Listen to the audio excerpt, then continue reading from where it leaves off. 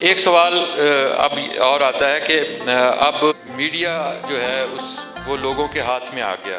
آپ کے ہاں جو بھی یوٹیوب ہے، جو کچھ بھی ہے، آپ اس کے ذریعے، اور سوشل میڈیا ہے، اس کے ذریعے آپ خبر کو پروموٹ کریں. یہ سوشل میڈیا بھی تو ایک بڑا اس کے لیے چل رہا ہے کہ اس کے نتیجے میں نہ صرف یہ کہ غلط خبریں پھیلائی جا رہی ہیں، بہت سارے یوٹیوبرز ہیں جو اپنی رینکنگ کے لیے چیزوں کو لے کر چل رہے ہیں. اس حوالے سے آپ تجاویز اور کس طرح اس کا تدارک کیا جا سکتا ہے؟ جی اچھا، ایک سوال جو آپ نے کیا گلزار صاحب سے مذہب کے حوالے سے. جی ایک تو یہ ہے کہ آپ نے کہا کہ سوال آپ کا یہ تھا کہ میڈیا جو ہے بعض مذہبی جو شدت پسند ہوتے ہیں، انتہا پسند ہوتے ہیں، ان کو پروموٹ کرتے ہیں. میں یہ بھی کہنا چاہوں گا کہ پھر ریاست کی طرف جب ہم آتے ہیں تو آپ کے ہاں کئی چینل جو ہیں وہ مذہب کے نام پہ لائسنس حاصل کر کے مذہب کا وہ چہرہ دکھا رہے ہیں جو بالکل صحیح کہا. جو سوال آپ نے دوسرے میڈیا پہ کیا ہے وہ تو مکمل طور پر ہی اس بنیاد پر قائم ہوئے ہیں اور ریاست نے ان کو لائسنس دیا ہے صرف پیسہ کمانے کے لیے، بالکل صحیح، ٹیکس لینے کے لیے. بالکل صحیح. اور ریاست جو ہے جس طرح جبر کرتی ہے وہ جبر یہاں نہیں ہے، یہاں آزادی ہے. اور وہ ہر آپ کو شیعہ سنی کی بنیاد پہ لڑا سکتے ہیں، فقوں کی بنیاد پہ لڑا سکتے ہیں، فرقوں کی بنیاد پہ لڑا سکتے ہیں، مسلکوں کی بنیاد پہ لڑا سکتے ہیں. جو میں نے بات کہی تھی، یہاں کوئی پابندی نہیں ہے کیونکہ اس سے ریاست پہ کوئی چوٹ نہیں پڑتی، بلکہ ریاست کے مفادات کا حصول ممکن ہو جاتا ہے. یہ میں کہنا چاہ رہا تھا. دوسری بات یہ ہے کہ جو آپ نے سوال کیا ہے، بے شک اب ڈیجیٹل میڈیا آ گیا ہے. پہلے کبھی کلاسک میڈیا ہوتا تھا جس میں کتابیں، جرائد اور رسائل ہوتے تھے، پھر الیکٹرانک میڈیا میں ریڈیو آ گیا، پھر جدید الیکٹرانک میڈیا آ گیا، سوشل میڈیا آ گیا، اور اب ڈیجیٹل میڈیا آ گیا جدید ترین. اور یہ بچے کے ہاتھ میں بھی ہے اور بڑے کے ہاتھ میں بھی ہے. اب اس کے لیے صحافی ہونا ضروری نہیں ہے، صرف اسمارٹ ایکسپرٹ ہونا ضروری، موبائل ہونا اور ایکسپرٹ ہونا ضروری ہے. تو اس حوالے سے یہ ہے کہ اگر آپ دیکھیں تو میرے خیال میں انٹرنیشنل لیول پہ بھی اس کے لیے کوئی ایسے رولز ریگولیشنز نہیں ہیں اور نہ ہی اس کے لیے کوئی پابندی ہے جس طرح ہو سکتی ہے. اور اگر کوئی ریاست چاہتی بھی ہے، جس طرح ہماری ریاست نے، پھر وہی بات آ جاتی ہے، ہماری ریاست نے اپنے لیے چاہا ہے کہ سوشل میڈیا کو پابند کیا جائے، لیکن اپنی حد تک ریاست کے خلاف کوئی بات نہ ہو، ریاست کے خلاف شعور اجاگر نہ کیا جائے، ریاست کے حوالے سے کوئی ایسی بات سامنے نہ آئے جو ریاست پہ چوٹ پڑتی ہو. تو اب جو ریاست کرے گی تو میرے خیال میں ریاست وہی کرے گی جو اپنے لیے ہوگا. آپ کے لیے، میرے لیے، ملک کے لیے، قوم کے لیے، معاشرے کے لیے اس نے کچھ نہیں کرنا. بالکل صحیح. یہ جو تو لیکن پھر بھی اگر اس کو کنٹرول کیا جا سکتا ہے تو یقیناً کنٹرول کیا جانا چاہیے. اس کے لیے بھی رولز ریگولیشن بننے چاہیے، قواعد و ضوابط بننے چاہیے. لیکن میرے خیال میں ایک چیز جو ہم ہمیشہ، ہمارا ملک جو ہے، ہماری قوم جو ہے، ہمارے حکمران جو ہیں، وہ انٹرنیشنل جو قوتیں ہیں، طاقتیں ہیں، ان کے پابند رہتے ہیں. تو اس حوالے سے بھی میں تو سمجھتا ہوں کہ وہ اتنے پابند ہیں کہ وہ اس پہ پابندی لگا نہیں سکتے، ورنہ ابھی تک لگا دی ہوتی. میں آپ سے گزارش کروں گا کہ سب سے پہلے آپ یہ بتائیے کہ آپ کو اس عمل کے دوران کیا مشکلات پیش آئیں، اور جب ہم امن کی بات کریں گے اور جب ہم یہ بتائیں گے کہ ہم یہ میڈیا امن کے فروغ میں کیا کردار ادا کر رہا ہے، تو اس میں پھر آپ اس دونوں میڈیاز میں فرق کیا بتائیں گے؟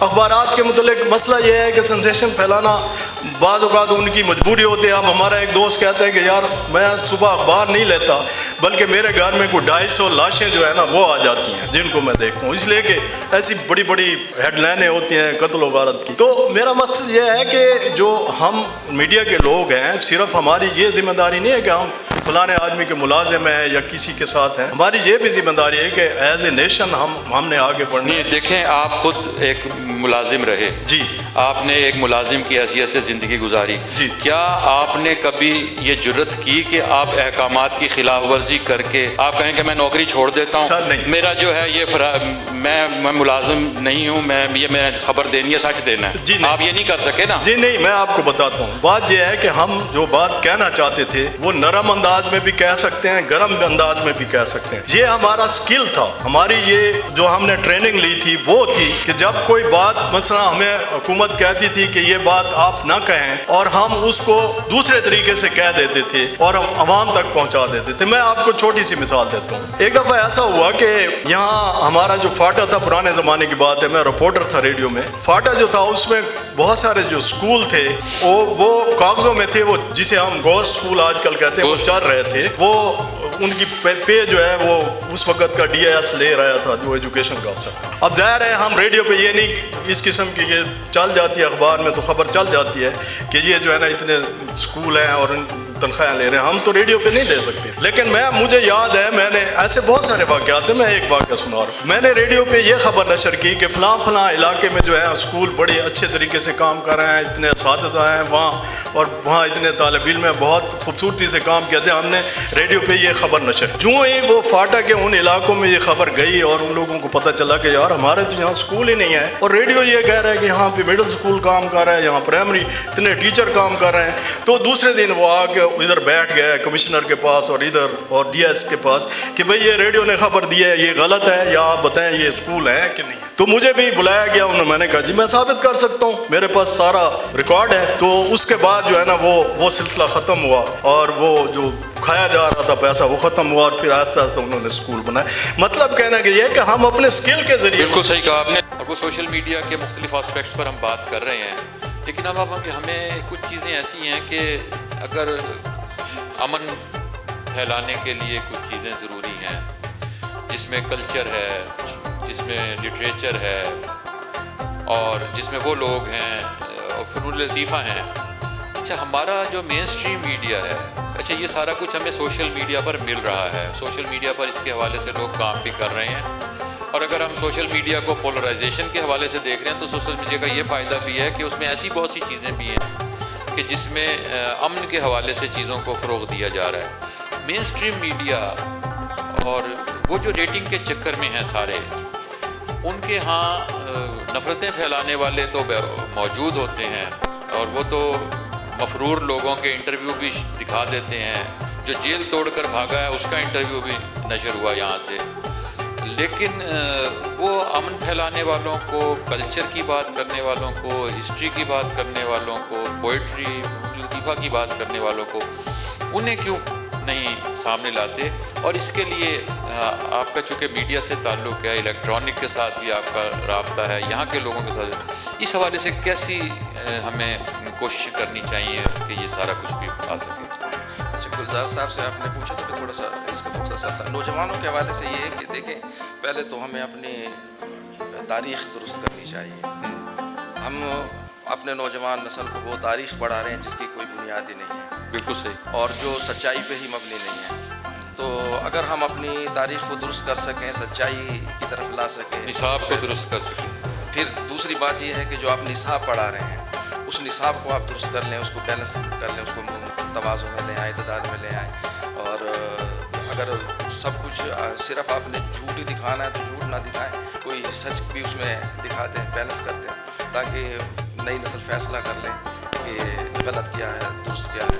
لیکن چونکہ ہم تصویر کا ایک ہی رخ دکھا رہے ہیں تو آپ کی نئی نسل جو ہے اس کی جو ذہنی جو اس کی تربیت ہو رہی ہے وہ تو یہی ہو رہی ہے کہ ہم نے صرف مارنا ہے اور امن کو تباہ کرنا ہے, نقصان پہنچانا اور نقصان پہنچانا ہے, چاہے ہمیں اس میں سارا نقصان پہنچ جائے, چاہے میری اپنی جان چلی جائے, لیکن میں نے مارنا ہی مارنا ہے. تو یہ تھوڑا سا نصاب کو اپنا درست کر لیں. بہت شکریہ, تعلیمی بہت اچھی گفتگو ہوئی. تراوی صاحب آپ سے ہم اب بات کرتے ہیں. آپ اب یہ بتائیے کہ میڈیا کی کوئی ایتھکس ہیں جن پر عمل درآمد ہونا چاہیے, اور میڈیا اپنی ایتھکس پر عمل درآمد کیوں نہیں کرتا؟ ہم ویسٹرن میڈیا کو بھی دیکھتے ہیں, پاکستانی میڈیا کو بھی دیکھتے ہیں, جو ایک اخلاقیات ہے ان کے حوالے سے آپ بھی زیادہ بہتر جانتے ہیں. ایسا کیوں ہوتا ہے؟ مالکان کی مجبوریاں ہوتی ہیں, میڈیا کی مجبوریاں ہوتی ہیں, یا کوئی ریٹنگ کا سلسلہ؟ یہ سارا کچھ ہم دیکھ رہے ہیں. دیکھیں جی, اگر آپ سرکاری میڈیا کی بات کر رہے ہیں تو وہی پابندیاں جو ہے ریاست نے پرائیویٹ میڈیا پہ بھی لگائی ہوئی ہیں. اور جس طرح کہ آپ کو پتہ ہے کہ پیمرا بھی ہے, اور پہلے سے پریس کونسل بھی ہے پرنٹ میڈیا کے لیے. پیمرا جو ہے وہ الیکٹرانک میڈیا کے لیے بنا ہے, اور اس میں بھی آپ دیکھ رہے ہوتے ہیں کہ اصل میں اگر میں یہ کہہ دوں کہ جو جسے ہم آزاد میڈیا کہتے ہیں وہ اس طرح آزاد نہیں جسے آزاد ہونا چاہیے, لیکن آزاد ہے تو وہ مادر پیدر آزاد ہے. یہ دونوں چیزیں ہیں. تو اب اس میں مسئلہ یہ آ جاتا ہے کہ ریاست جو ہے وہ جو اپنے رولز ریگولیشنز ہیں ان پر اس حد تک عمل درآمد کراتی ہے کہ جہاں تک اسے تکلیف نہ ہو، اس کے لیے کوئی مسئلہ پیدا نہ ہو، اس کے بالکل صحیح۔ عوام کو جو ہے اس کے خلاف کوئی آگاہی نہ ملے، اس کے خلاف کوئی شعور نہ دیا جائے۔ تو اور یہ جو اگر میڈیا کی اپنے طور پہ آپ بات کر رہے ہیں وہ بھی ضابطۂ اخلاق موجود ہے۔ دیکھیں اگر ہم بحیثیت مسلمان بھی سوچیں تو صرف ایک یہ جو سچ اور جھوٹ ہے اس میں زمین آسمان کا فرق ہے۔ تو بحیثیت مسلمان بھی ہمیں سچ بولنا چاہیے، بحیثیت انسان اور اخلاقیات کا بھی تقاضا یہ ہے کہ ہمیں سچ بولنا چاہیے۔ لیکن جس طرح آپ نے کہا کہ کچھ مالکان کی مجبوریاں بھی ہیں، کچھ جو ان کے ساتھ کام کرتے ہیں ان کی بھی مجبوریاں ہیں، کہیں پر آپ کی اور میری مجبوری بھی آ جاتی ہے، اور وہ مجبوری پیٹ کی ہے۔ مالک جو ہے وہ زیادہ سے زیادہ کمانا چاہتا ہے، اس کے لیے اب یہ میڈیا جو ہے پہلے کبھی جب ہم کہتے تھے کہ یہ ایک مشن کے طور پہ ہم کام کر رہے ہوتے ہیں، تو اب وہ مشن نہیں رہا، انڈسٹری بن گئی ہے، اب کمیشن کے طور پہ کام اب کمیشن کے طور پہ کام کرتا ہے۔ اور آپ کو پتہ ہے کہ میں نے تو تھوڑی سی معاشیات بھی پڑھی ہے، معاشیات کا بھی میں طالب علم رہا ہوں، تو معیشت میں جو ہے جب ہم پڑھتے ہیں تو اس میں یہی ہے کہ آپ نے ہر جائز ناجائز طریقے سے پیسہ اکٹھا کرنا ہے، جہاں سے بھی جیسے بھی لانا ہے، پیسہ آنا چاہیے، جانا نہیں چاہیے۔ تو یہ جو مالکان ہوتے ہیں وہ پیٹ کی وجہ سے بھی مجبور ہوتے ہیں، اور اگر کہیں تھوڑی بہت سچائی کہیں نکلتی بھی ہے تو پھر آپ نے دیکھا کہ میل خلیل الرحمن کو میرے خیال میں کبھی صحافتی رولز ریگولیشنز کی پابندیاں توڑنے کے حوالے سے تو میرے خیال میں کبھی نہیں پکڑا، یا کسی اور کو بھی حامد میر کو اس بات کی سزا کبھی نہیں دی گئی کہ آپ نے جھوٹ بولا ہے، آپ نے یہ خبر غلط دی ہے۔ لیکن ہم نے یہ دیکھا کہ ریاست پہ جہاں چوٹ پڑی، ریاستی اداروں پہ جہاں چوٹ پڑی، تو وہاں امیر خلیل الرحمن بھی جیل میں چلا گیا، حامد میر جو ہے وہ اسے پابندی لگا دی اداروں پہ کہ آپ ان کو نوکری سے نکال دیں، اور کوئی اور نوکری دے نہیں۔ طلعت حسین کو نکال دیا گیا، وہ آج کل سوشل میڈیا پہ کام کر رہا ہے، اسی طرح کئی اور اینکرز ہیں۔ تو یہ سارا ان کا پیٹ کا دھندا ہے، اور ریاست نہیں چاہتی کہ کوئی سچائی جو ہے